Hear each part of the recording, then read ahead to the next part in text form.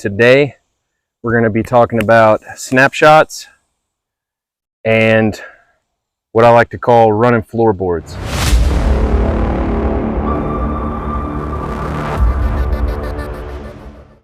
The main thing I want to go over is what I like to call running floorboards, and it is essentially where your rifle is at and oriented as you're processing visual information. So many times I see people, whether it is CQB training or clearing their houses and clearing the rooms in their houses, whatever the case may be, their weapon is either at the complete low ready safety circle as they're visually processing information, to where if it's, oh, threat, well, now I have to confirm that's a threat, weapon comes up, and then off safety, and then fire. That's all precious time. I see that, but then equally, the amount of times I see that, I see people that they will clear a structure buried in their gun. So their gun is up, and they may be looking over sights, which is better, but 9 times out of 10 they're looking through their optic, processing through a tube. Can it be done? Yes. Is it the most efficient way? No. I say that mainly because when you're buried in your gun, not only is it take more time to visually process through all these focal planes to your threat, but also just the actual visual blockage that your firearm creates. Going into a room in a house or a building, whatever, well, there's crap all over the floor. There's furniture, there's dead space, refrigerators, curtains, all this stuff that you, in the moment, have to visually see, process, and then run it through that filter, threat or no threat, bing, good to go. Now you can move on to the next chunk of information.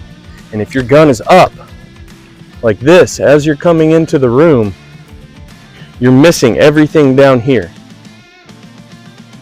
Most answers to the equation is you want somewhere in the middle, fluid and flexible. So that's why I say running floorboards, just to help people visually kind of create in their mind that the barrel of your rifle or pistol needs to be oriented at the floorboards as you enter the room. So where the wall of the structure and the floor of the structure meet, you want to follow that. Now, it's not an absolute, so I'm not saying always, I'm not saying never. I'm just saying a good rule of thumb, you can get by with most clearing of anything that you're doing by following that, because in this little shoot house that we've made, it's roughly a square, and you can kind of see it sloped, but you can kind of see the angles of where they meet. So as I pie into this room, we're not going to go over pieing from outside and all that stuff, so let's just assume that I need to go ahead and make entry. Well, if I'm number one man, I'm coming down with that rifle at roughly a, what would you say, 45-degree angle, 50? I don't know angles. Coming in with it like this to start collapsing my sector, my fields of fire, but at the same time, that rifle, the barrel of my weapon is going to follow that floorboard as I'm collapsing down, so that I don't miss anything by being buried in it. So I come in,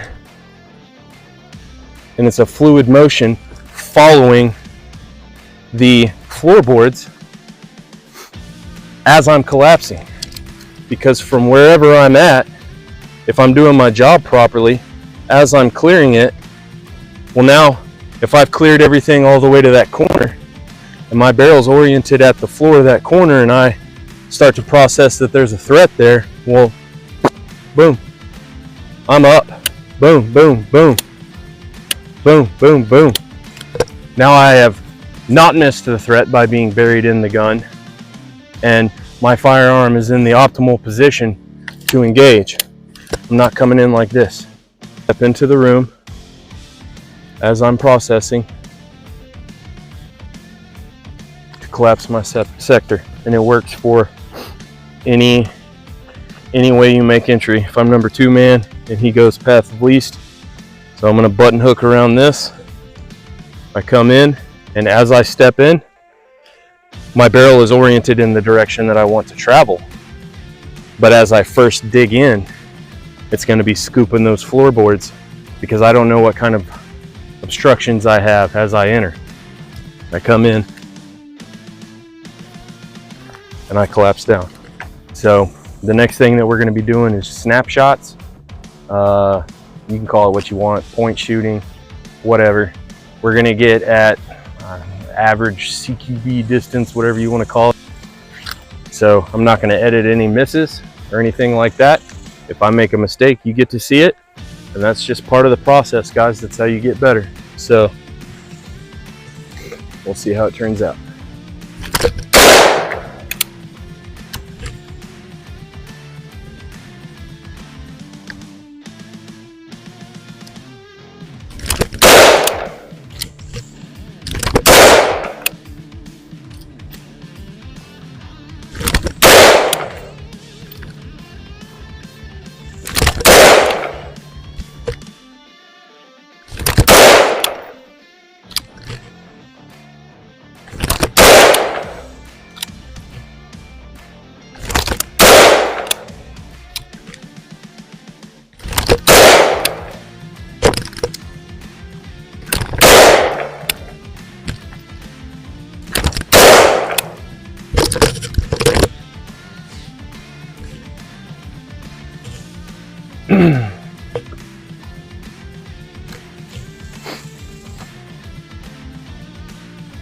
It's a paper target, but dude, if I shoot this phone, my wife's gonna beat my ass. All right, I'm gonna get a little bit more side picture on this one since the phone's right there. Why don't you buy a camera, Joe? Because I'm cheap. Leave me alone.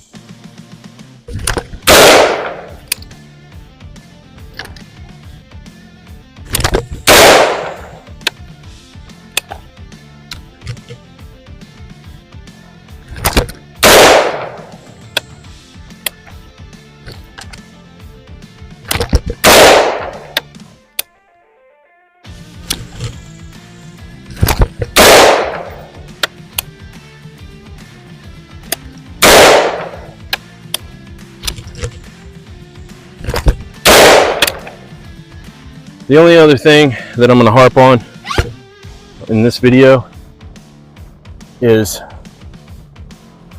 based off of some comments I've seen in the past on some of our other videos, especially whenever I run this, which as of late has been titled the biggest orchestrated pile of shit anyone's ever seen, and it's all airsoft crap. People ask why I'm running and gunning with something like this. Guys, it's just an 18-inch. And yeah, it has a medium power variable scope on it with a red dot on the top. But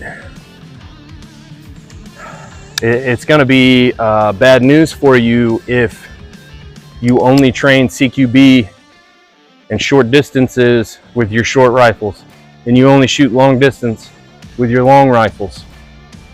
Because you know what? You may not be able to grab those if something happens. So I'm a firm believer in being able to do almost everything with whatever you got. Same distance, about 3 yards, 18-inch. I need to start working on my stance. It's getting sloppy. I don't rotate my feet the right way.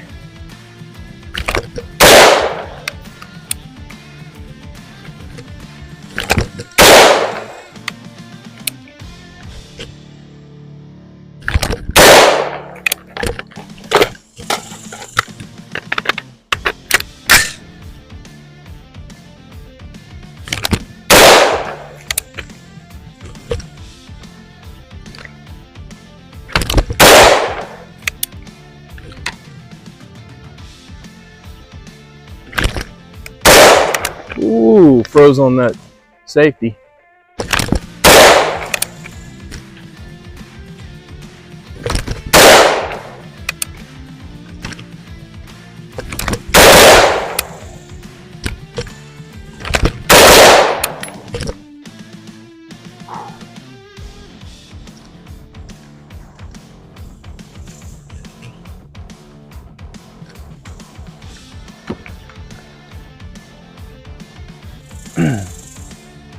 hope you've enjoyed the video.